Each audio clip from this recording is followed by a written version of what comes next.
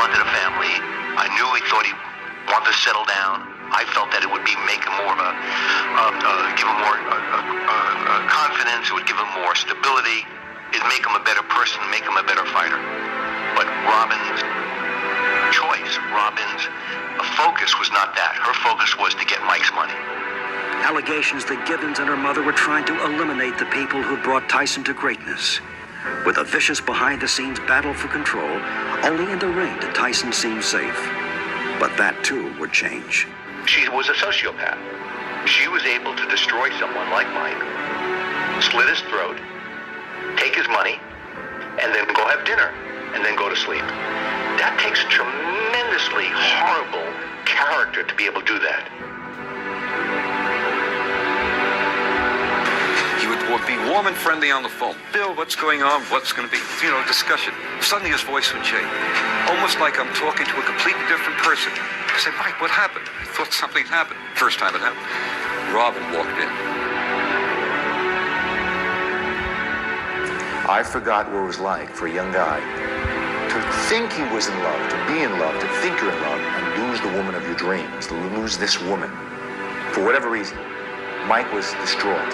He was really sad. He didn't show it. He's a professional. But I should have realized he was that sad, that emotionally distraught. He was not a hero anymore. Then he was a very unhappy young guy.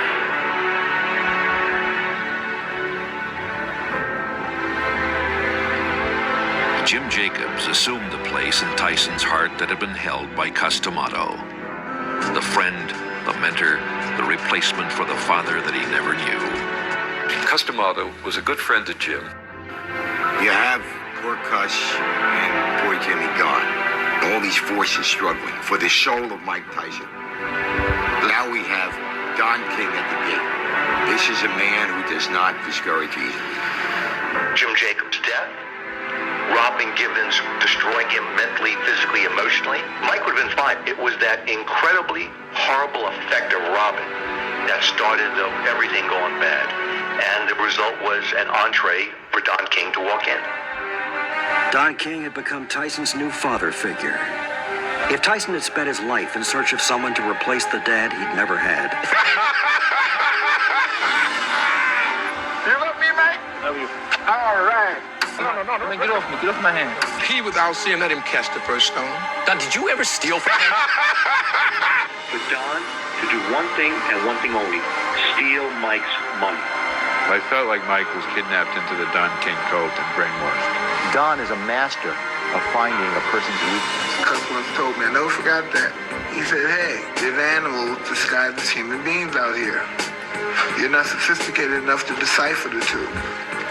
What happened was Don brilliantly knew that he had to get rid of everyone around Mike so that he could steal the money.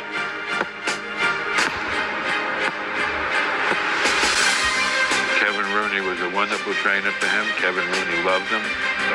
But Don King made him fire Kevin Rooney. And I think the day Tyson fired Kevin Rooney, there was a cap put on Mike Tyson's development as a fighter. He'd no longer slip punches. He came right in straight. He didn't bob and weave. He didn't punch in combinations. He was no longer the same fighter he was when he was being taught by Kevin Rooney. But under Don King, not only did